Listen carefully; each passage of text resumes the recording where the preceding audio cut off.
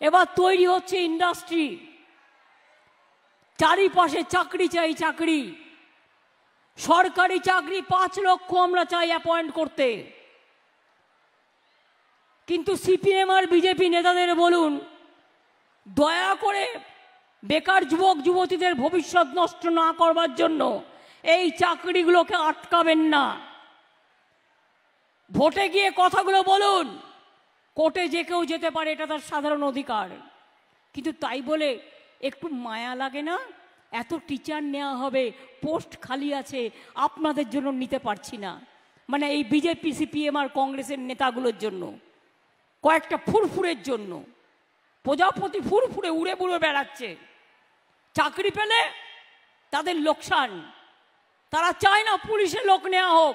60,000 police recruitment হবে, প্রায় 1 লক্ষের মতো টিচার রিক্রুট হবে, বিভিন্ন দপ্তরে 5 লক্ষ ছেলে মেয়েকে নেওয়া হবে।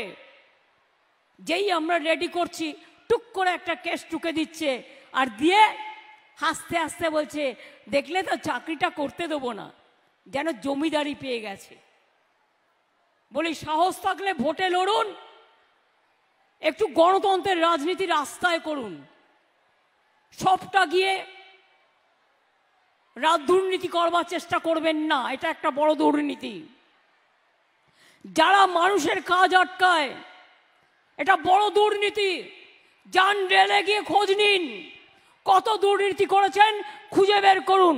আমরা তো কখনো বলি না, যা হোক ছেলে মেয়েরা চাকরি তো পাচ্ছে। ডিফেন্সে কি করেছেন, কত ডিল করেছেন, কই আমরা তো বলি না, কারণ আমরা মনে করি যাই হোক ছেলে মেয়েরা চাকরি তো পাচ্ছে, চাকরি বাকরি আটকাতে নেই, এটা মাথায় রাখবেন। খেলা হবে, ভালো রেজাল্ট করলে চাকরিও হবে, খেলা হবে।